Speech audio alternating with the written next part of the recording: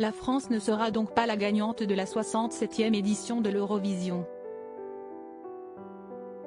Placée en 16e position dans le concours, la Zara a beaucoup fait parler d'elle, non pour son show mais pour son comportement. Elle sait expliquer. Les jeux sont faits.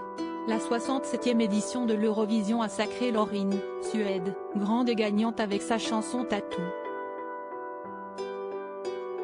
Il s'agit de la seconde victoire pour l'artiste qui avait déjà gagné le concours en 2012. Derrière elle, la Finlande, avec le chanteur Käärijä, arrivé en 2e position, tandis qu'Israël était 3e.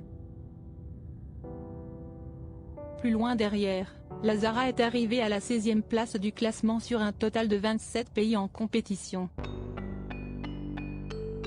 Mais si sa performance avait de quoi faire parler d'elle, ce n'est pas la chose qui a retenu l'attention du public hier.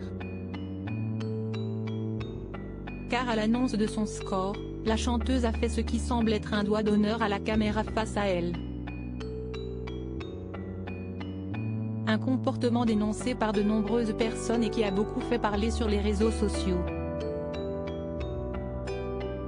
Ce n'est absolument pas ça, a-t-elle assuré, après la finale, aux journalistes français en salle de presse. Pour expliquer son geste, elle a évoqué sa double culture et a précisé qu'il s'agissait simplement d'un geste générationnel, ce n'est pas un geste négatif, au contraire, si est juste un geste de déception utilisé entre amis. Un autre geste déplacé ? De plus, la chanteuse a été filmée en train de se lever au moment de l'annonce du pays gagnant. On la voit ainsi partir derrière les deux finalistes sans même attendre le résultat de la compétition. Un geste également décrié et qui représente un manque de respect total pour certains qui voient en ce comportement une manière de narguer les finalistes. On reste assis pendant de longues heures et ma vessie est très petite. Et je devais me lever pour aller me soulager, a-t-elle déclaré. Malgré tout, la Zara a confié être très fière de son show et d'avoir pu amener une scénographie assez grandiose représentant à son sens la France. Elle indique que sa participation était une belle expérience lui ayant permis d'ouvrir une porte dans sa carrière. Elle a également tissé des liens au sein des participants, on va se revoir. Il y en a même qui ont déjà booké leur billet d'avion pour Paris. On va travailler ensemble et on va avoir de nouvelles collaborations incroyables.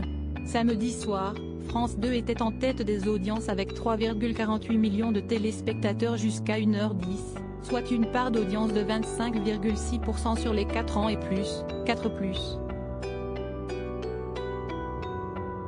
La chaîne est leader sur la cible commerciale avec 31,2% de part de marché auprès des femmes responsables des achats de moins de 50 ans.